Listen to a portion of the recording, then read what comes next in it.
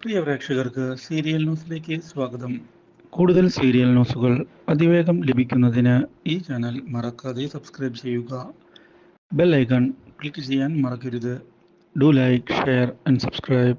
ലാവണ്യയോട് അശ്വിൻ കാണിച്ചത് ഒരിക്കലും അംഗീകരിക്കാൻ പറ്റാത്ത കാര്യമാണ് എന്ന് വ്യക്തമാക്കുന്ന ശ്രുതി ഇതേ തുടർന്ന് അശ്വിനോട് പൊട്ടിത്തെറിച്ചിരിക്കുകയാണ്.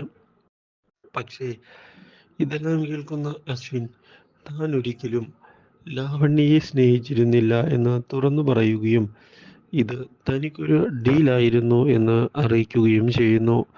ഈ കാര്യം കേട്ടതിനെ തുടർന്ന് ജീവിതത്തിൽ ഇങ്ങനെയൊന്നും ഡീൽ ഇല്ല എന്ന് വ്യക്തമാക്കുന്ന നമ്മുടെ ശ്രുതി ഇതെല്ലാം അശ്വിന് തിരിച്ചടിയാകും എന്ന് ഓർമ്മിപ്പിച്ചിരിക്കുകയാണ്. ശ്രുതിയുടെ ഈ വാക്കുകൾ അശ്വിനെ ആകെ ഞെട്ടിച്ചു കളഞ്ഞതിനെ തുടർന്ന് അശ്വിൻ തിരിച്ചടികൾ കൊടുക്കുന്നതിനുള്ള തീരുമാനം എടുത്തിരിക്കുകയാണ്.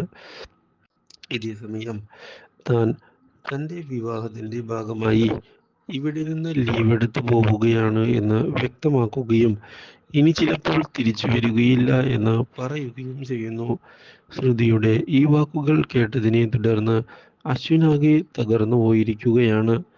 പക്ഷേ ഇതേ സമയം മനോരമയും അതുപോലെ തന്നെ നമ്മുടെ അഞ്ജലിയും നല്ലൊരു ജീവിതം ഉണ്ടാകട്ടെ എന്നുള്ള കാര്യം ശ്രുതിയോട് പറയുകയും വിവാഹത്തിന് വരാമെന്ന് ഉറപ്പ് നൽകുകയും ചെയ്തിരിക്കുകയാണ്. ഈ കാര്യം അറിയുന്നത് ശ്യാമിനെ ഞെട്ടിക്കുന്നു.